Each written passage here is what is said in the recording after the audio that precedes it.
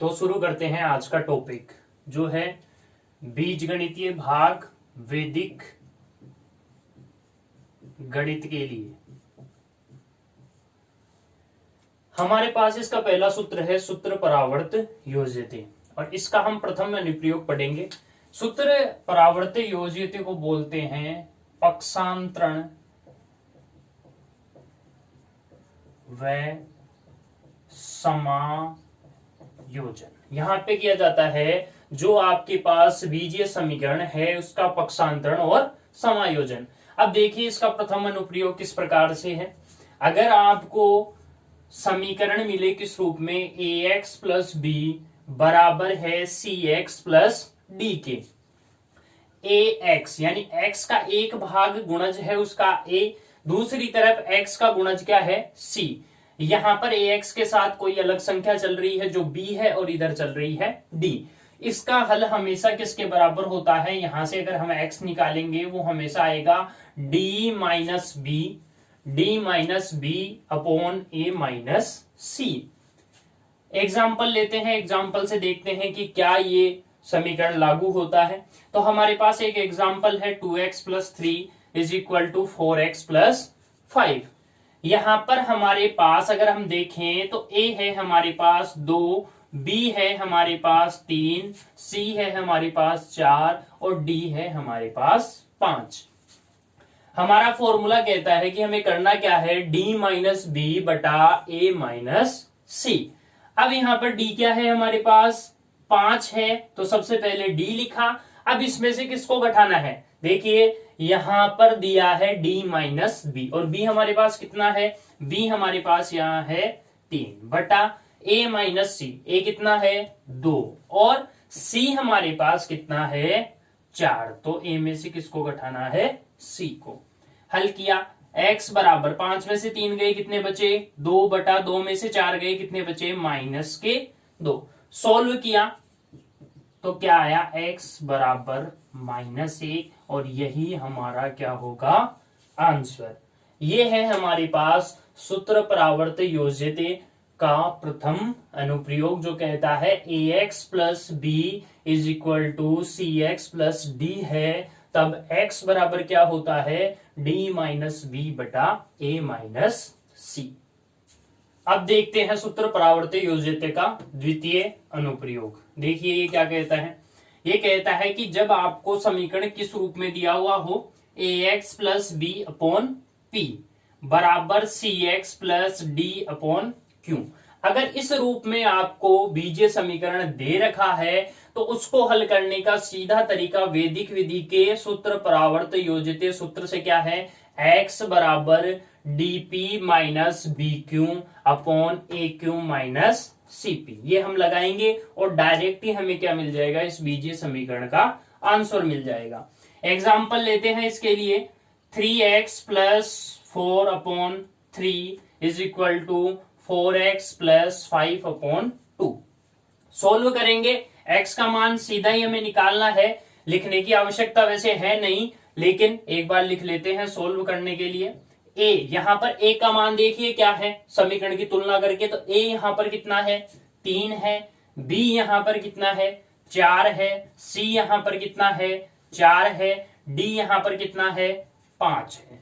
फिर हमें p और q भी लिखना है, तो p हमारे पास कितना है 3 है और q हमारे पास कितना है 2 है, q हमारे पास है 2।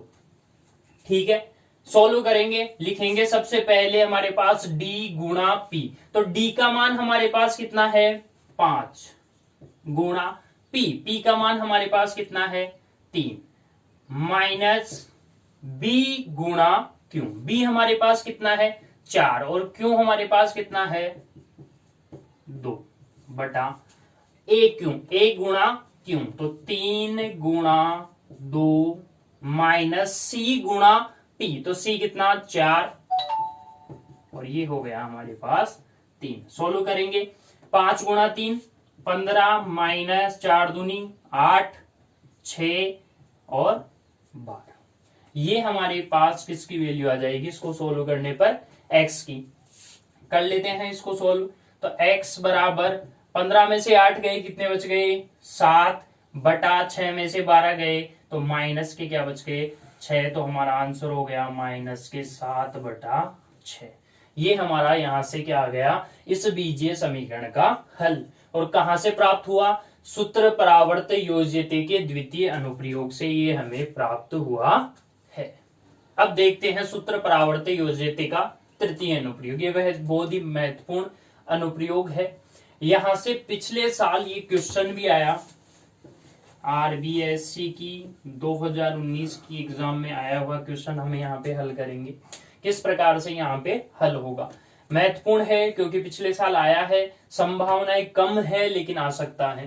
तो देखिए किस प्रकार से x प्लस ए गुणा x प्लस बी, यानी x की वैल्यू क्या होनी चाहिए, समान होनी चाहिए। इस प्रकार आपके पास एक पक्ष हो, दूसरे पक्ष में वही x चले, वही संख्या चलनी चाहिए जो इधर x की वैल्यू रखती है, प्लस c के साथ और प्लस d के साथ, साथ में है गुणज।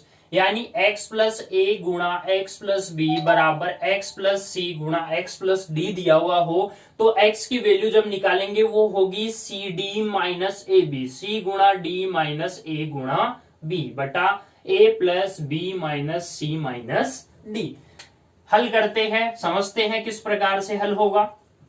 तो देखिए x प्लस ए और साथ में x प्लस 2 है, यहां पर x माइनस 5 है, x माइनस 6 है, हमें निकालनी है वैल्यू किसकी, x की। तो x क्या होगा, x होगा C D minus A B. अब देखिए यहां पर c कौन है, c की तुलना करें तो यहां पर देखिए c कितना है, ये देखिए यहां पर इसके साथ चिन्ह क्या है, माइनस है, लेकिन यहां पर तो हमारे पास चिन्ह किसका दे रखा है, प्लस का। यानी जो c की वैल्यू है वो है यहां पर माइनस के 5। ये ध्यान रखना है, चिन्ह को चेंज नहीं करना है। यहां पर जो हमारा बीजीय समीकरण है, जो अनुप्रयोग है, वहां पर ये बीजीय सूत्र कहता है कि प्लस की वैल्यू हो, लेकिन हमें यहां पर दे रखी है माइनस वैल्यू। तो जब माइनस वैल्यू दे रखी है तो हमें इसकी माइनस वैल्यू यहां से लेनी है। तो c बराबर क्या हो गया -5, ठीक है। d बराबर यहां क्या दे रखा है, माइनस के 6। ऐसे ही हम बात करें तो a हमारे पास कितना है, a देख लीजिए कितना है, 1 है प्लस का, और b हमारे पास कितना है, प्लस का 2। x की वैल्यू हमें यहां निकालनी है, किस प्रकार से, सबसे पहले c गुणा d। तो c जो भी है उस चिन्ह को लाना है साथ में, तो c और इसके साथ में गुणा किसको करना है, d को। देखिए d की वैल्यू भी माइनस में ही है तो वो माइनस ही रखेंगे, माइनस फिर बाहर चिन्ह भी किसका, माइनस का। a को गुणा करना है किससे, b से। a कितना है 1 और b कितना है 2 बटा a plus B minus C minus D. अब देखिए a का मान कितना है हमारे पास, 1 प्लस का ही है, ठीक है।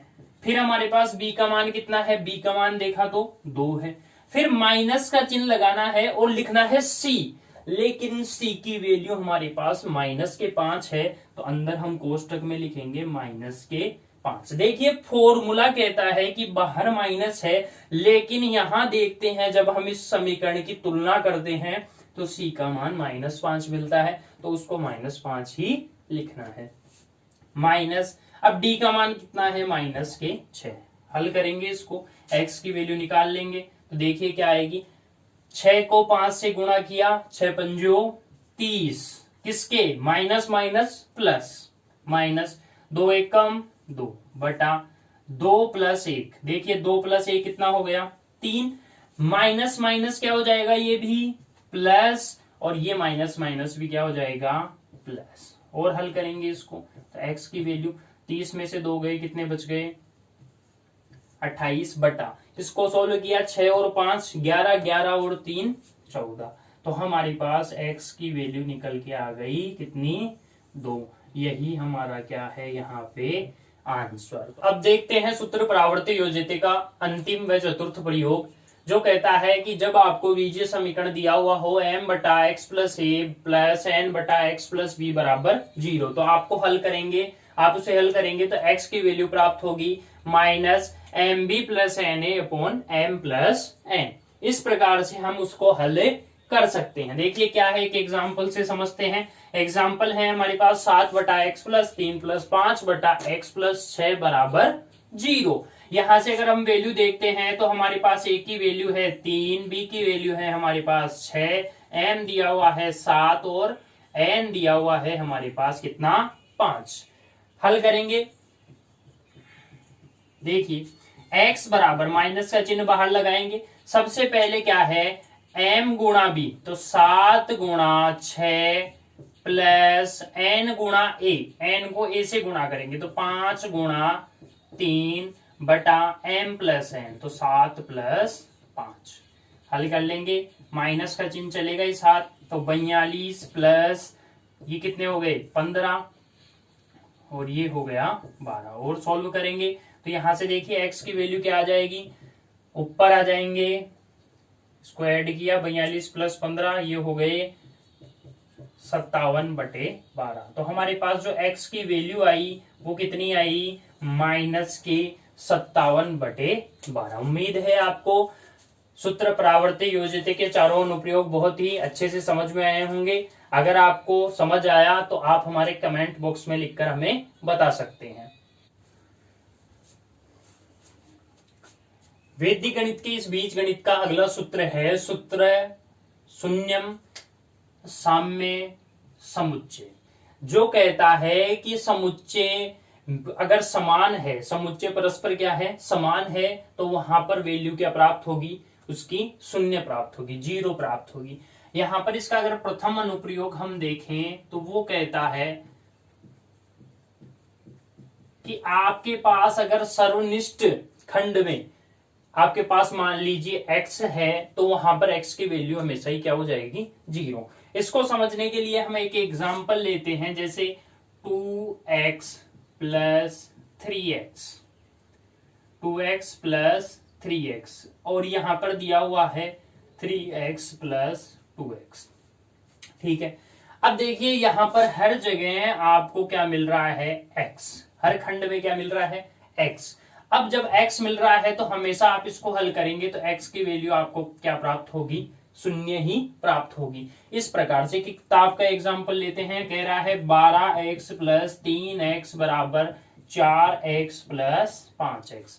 देखिए यहां पर बराबर दे रखा है और प्रत्येक खंड में आपको x प्राप्त हो रहा है, तो आप सीधे ही सूत्रम शून्यम साम्य समुच्चय से कह सकते हैं कि x की वैल्यू आपको क्या प्राप्त होगी, 0। हम चाहे तो इसको हल करके देख सकते हैं। देखिए इसको हल करें तो 12 और 3x कितने हो गए, 15x, 12x plus 3x 15x, और इधर से क्या हो गए 5 प्लस 4x, कितने x हो गए 9x। अगर हम इसको पक्षांतरण करते हैं तो 15x माइनस हमारे पास क्या हो जाएगा 9x बराबर 0। 15 में से 9 गए, हमारे पास बच गए 6x बराबर 0, तो x बराबर हमारे पास क्या आ गया, 0। यही है सूत्रम शून्यम साम्य समुच्चय का प्रथम अनुप्रयोग। अब हम बात करें दूसरे अनुप्रयोग की, द्वितीय अनुप्रयोग। देखिए द्वितीय अनुप्रयोग क्या कहता है, ये कहता है कि अगर आपके पास कोई बीजीय समीकरण है और उसके दोनों पक्षों में स्वतंत्र पद का मान समान है, दोनों पक्षों में स्वतंत्र पद का मान क्या है, समान है, तो उस समीकरण के लिए वैल्यू क्या हो जाएगी, शून्य प्राप्त होगी। देखिए कैसे, किताब का एग्जाम्पल लेते हैं, इसके लिए भी कह रहा है, एक एग्जाम्पल है कि x plus 3 plus 2x plus 5 और बाहर चल रहा है प्लस 4, साथ में ये 2 गुणा x प्लस 6। अब यहां पर कह रहा है स्वतंत्र पद के मान दोनों पक्षों में क्या होने चाहिए, समान। द्वितीय अनुप्रयोग कहता है कि स्वतंत्र पद के मान दोनों पक्षों में समान हो तो हमेशा ही वैल्यू क्या मिलेगी, 0 मिलेगी। देखिए यहां पे स्वतंत्र पद क्या है 3, यहां पे क्या है 5, इधर है 4, यानी इसका टोटल हमारे पास योग है वो कितना हो गया 12। इधर की बात करें, दूसरे पक्ष की बात करें, हल करेंगे तो ये 2x + 12 हो जाएगा। तो इधर भी स्वतंत्र पद का मान कितना आ जाएगा 12। अरे भाई इधर भी स्वतंत्र पद तो 12 है, इधर भी 12 है, तो हमारा द्वितीय अनुप्रयोग इस सूत्र का कहता है कि अगर स्वतंत्र पद दोनों पक्षों में समान है, डायरेक्ट वैल्यू लिखिए, x की वैल्यू क्या हो जाएगी 0 हो जाएगी। ये है हमारा द्वितीय अनुप्रयोग।